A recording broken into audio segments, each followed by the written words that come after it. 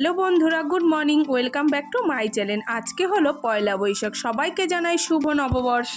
দেখো, সকাল সকালে উঠে আমার যে ডিউটিটা সেটা আমি করা শুরু করে দিয়েছি। সকালে উঠে সবার ফার্স্টে আমি এক্সারসাইজ করে তারপর বাকি কাজগুলো সারবো। প্রত্যেক বছর পয়লা বৈশাখে স্পেশাল বলতে বাড়িতে ভালো মন্দ কিছু রান্না করা হয় আর কোথাও না কোথাও একটু ঘুরতে যাওয়া হয়।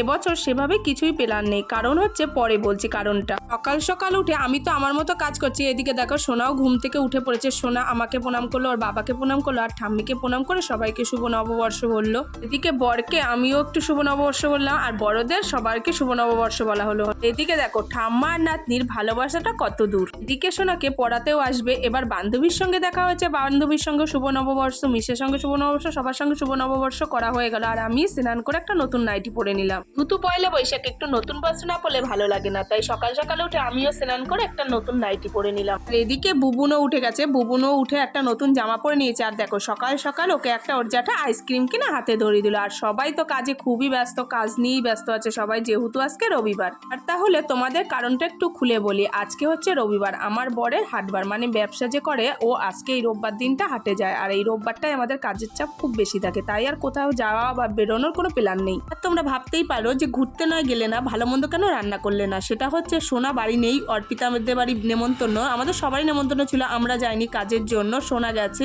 বুবুন তো ছোট, সেভাবে কিছুই বোঝে না, তাই আমি মাছের ঝোল আর ভাত রান্না করেছিলাম, আর কিছু রান্না করিনি। আর বনুর বাড়ির দিয়ে বিরিয়ানি পাঠিয়েছিল বনু, সেটাই খেয়েছিলাম। এদিকে বিকেলবেলা বুবুনকে নিয়ে একটু রাস্তায় ঘুরছিলাম। তারপর দেখো বর হালকাতা করে কত মিষ্টি নিয়ে এসছে, সোনপাপড়ি, ঝুড়ি ভাজা, রসগোল্লা, অনেক ধরনের মিষ্টি পেয়েছিলাম, তবে সোনপাপড়িটা একটু বেশি ছিল।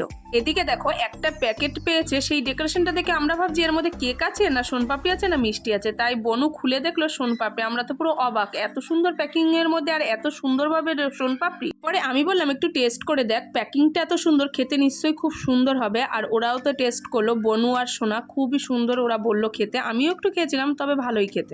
এদিকে দেখো আমার বুবুন আইসক্রিমের পর আইসক্রিম আজকে খেয়ে যাচ্ছে, যেহেতু পয়লা বৈশাখ সেভাবে আমি ওকে বকাও দিচ্ছি না, কারণ যাক বাচ্চা মানুষ আনন্দ করুক, একটু খাওয়া দাওয়া করুক, একটু জল খাইয়ে দেবো, ব্যস্ত তালেই হবে। এদিকে আমি তো কাজে ব্যস্ত, আর মামা দেখো মিষ্টির প্যাকেট আর হচ্ছে একটা বিরিয়ানির প্যাকেট নিয়ে এসছে। মানে এটা হচ্ছে আমার তো দিলখুশ বিক্রি করে, এবার যেই কারখানা থেকে দিলখুশ কিনে বিক্রি করে সেই কারখানা থেকে একটা বিরিয়ানি আর চিকেন চাপ, আর বনু পাঠিয়েছিল বিরিয়ানি। রাত্রে আমরা এই বিরিয়ানিটা দিয়ে করেছিলাম। যাই হোক, আমার নববর্ষটা তো এভাবেই কাটলো। তোমাদের কার কিরকম ভাবে কেটেছে অবশ্যই আমাকে কমেন্ট করে জানিও। দেখা তো আজকের ভিডিও এইটুকু, দেখা হচ্ছে নতুন কোনো ভিডিওর সঙ্গে। টাটা।